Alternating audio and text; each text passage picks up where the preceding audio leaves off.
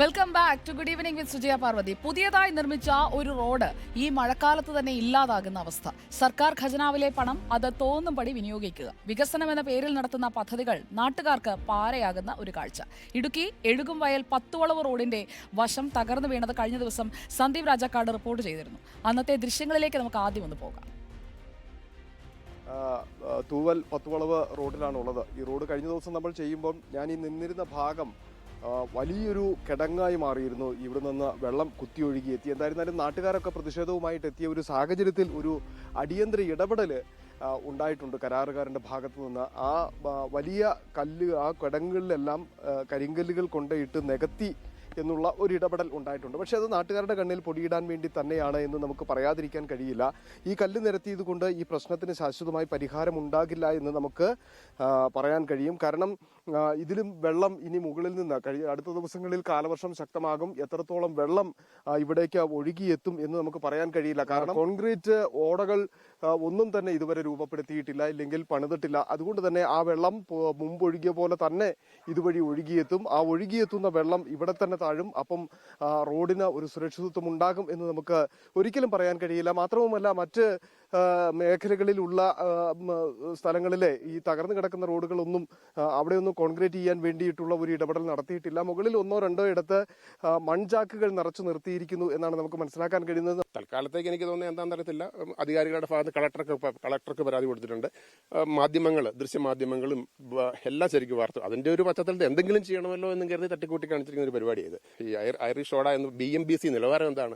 ബഹുമാനപ്പെട്ട MLA M.M. മണിയെ ഇരുത്തിക്കൊണ്ട് പറഞ്ഞു ഈ റോഡിന് 5 കോടി രൂപ അനുവദിച്ചിട്ടുണ്ടെന്നും അതിൽ പെടുന്നതാണ് ഐറിഷ് റോഡ നിർമ്മാണമെന്നും ഈ കോൺക്രീറ്റ് റോഡ് നിർമ്മാണമെന്നും BMBC നിലവാരം. ഇതാണോ BMBC നിലവാരം എന്ന് ചോദിച്ചു കഴിഞ്ഞാൽ ബഹുമാനപ്പെട്ട പൊതുമരാമത്ത് വകുപ്പ് മന്ത്രിയോട് ചോദിച്ചാൽ മന്ത്രി തന്നെ മൂക്കിൽ വിരൽ വെച്ച് പോകും. യഥാർത്ഥത്തിൽ BMBC റോഡ് നിർമ്മിക്കുക എന്ന് പറഞ്ഞാൽ തുടക്കം മുതൽ 0 പോയിന്റിലാക്കിയ ശേഷം മാത്രമേ മിറ്റിൽ വർക്കുകളെല്ലാം ചെയ്താണ് ചെയ്യേണ്ടത്. ഇവർ ചെയ്തത് എന്താണെന്ന് ചോദിച്ചാൽ പല സ്ഥലങ്ങളിലും പഴയ ടാറിങ് നിലനിർത്തിക്കൊണ്ട് അതിന് മുകളിൽ കൂടി ഇവരുടെ മെറ്റീരിയൽസ് ഇറക്കി ആ രീതിയിലാണ് ഇവർ BMBC ചെയ്തത്.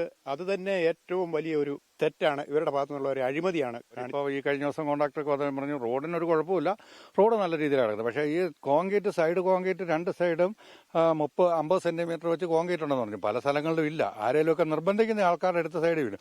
അത് ആ സൈഡിൽ നിന്ന് കോൺക്രീറ്റ് ചെയ്യുന്ന സൈഡിലേക്ക് ചായച്ച് വേണം കോൺക്രീറ്റ് ചെയ്യാൻ. അത് റോഡിലേക്ക് കിടക്കുന്ന ഒത്തിരി സ്ഥലങ്ങളുണ്ട്. ചിലയിടത്ത് അങ്ങ് സൈഡിലേക്ക് കിടക്കുന്നു, ചിലയിടത്ത് റോഡിലേക്ക് കിടക്കുന്നു. അപ്പോൾ റോഡിന് നടുക്കൂടെ കയറി വെള്ളം വിടും. ഓടയിൽ കൂടെ വെള്ളം പോകുന്നില്ല. ഇടയ്ക്കെല്ലാം റോഡിന് നടുക്കൂടെ കയറുന്നതുകൊണ്ടാണ് ശരിയായിട്ടുള്ള ഓടയിലേക്ക് വെള്ളം പോകാത്തത്.